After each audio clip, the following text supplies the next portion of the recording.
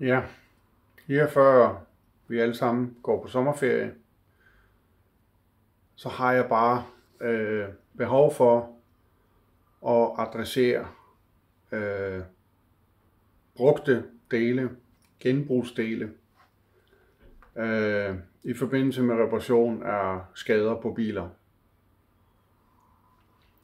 Vi er jo alle sammen interesseret i, at vi får en grøn omstilling. Vi genbruger. Det er der fornuft i. Det er der også miljøvenlighed i. Men problemet ligger i, det er, at når man nu i Autoflex, som er et forsikringsselskabs eget program, hvor I ophugger kan sælge deres dele, og taksatorer og robotter udvælger disse dele automatisk og bestemmer over, at værkstederne skal anvende dem, så står vi med en udfordring og flere udfordringer, som vi i princip ikke har nogle løsningsmodeller på. Nummer 1, så findes der, ligesom i mange andre brancher, sorte får også i ophuggerbranchen. Her sælger man skrot, det vil sige den dårligste kvalitet, rustne dele, der egentlig ikke længere er egnet til at montere på bilerne, med forkerte eller urigtige kvalitetsoplysninger, lægger dem ind på Autoflex, og så går taksatoren eller en AI-robot ind og vælger delene, fordi de er meget, meget billige. Værkstedet modtager så dele, som sendes på tværs af landet, så CO2-besparelsen, det kan man stille spørgsmålstegn ved, og står med et problem, fordi delen er egentlig ikke egnet til at sætte på bilen. Den skal måske bare kyles i containeren til resten af metalskrot. Kundens bil hænger på liften, og lånebilen er ude, og værkstedet kan ikke blive færdig. Og det giver nogle kæmpe økonomiske udfordringer og irritationsmomenter. Samtidig så stiller man ikke nogen krav til kvalitet i Autoflex.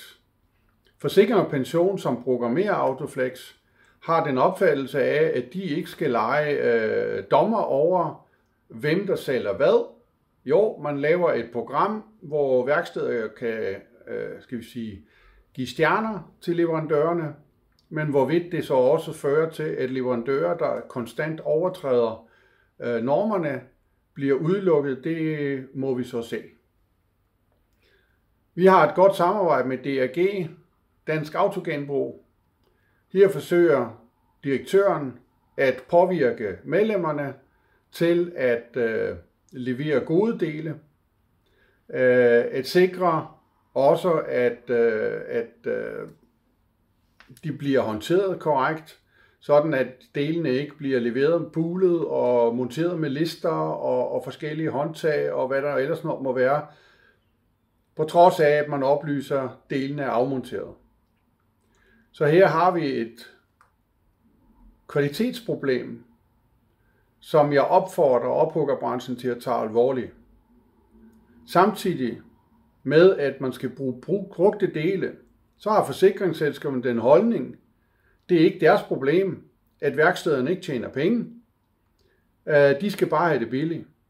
Værkstederne kæmper hver eneste dag, og vil gerne montere brugte dele. Problemet er bare, at provenuen, den er ikke eksisterende med alt det ekstra arbejde, som nogle brugte dele fører med sig. Plus klager fra kunder, hvis delen ruster, fordi den er 3, 4, 5 år ældre end bilen. Det er man jo også ligeglad med hos selskaberne. Sæt det på, ellers flytter vi bilen. Vi skal nok finde nogen, der gider at sætte det på. Med lakering er det samme. Brugte dele kræver ekstra kærlighed, når man lakerer, ekstra opmærksomhed, ekstra tid, som igen ingen ønsker at betale for. Så min antagelse her er ganske klart. Forsikringsselskaberne anvender de brugte dele til greenwashing. Man udgiver sig for at være miljøvenlig på ryggen af værkstederne. Det er bare ikke i orden. Hvis I skal have nogle værksteder, der også i fremtiden kan reparere skader og kan udvikle, investere i nødvendig udstyr og efteruddannelse, så er den tilgang, I udviser, bare ikke i orden. Det gentager jeg igen. Det er ikke i orden. Jeg opfordrer jer til at kigge på, at værkstederne har en chance for at få en fornuftig indtjening. For det uden indtjening, så kan jeres elbilskunder stå på vejkanten og vente 3, 4, 5 måneder, før deres elbiler bliver lavet. Og alle de andre biler, der så står i kø.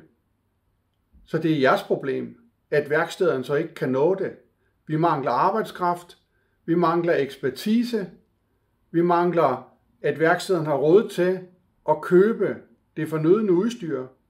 Det nytter ikke noget, I bare antager og kræver, uden egentlig at deltage i showet.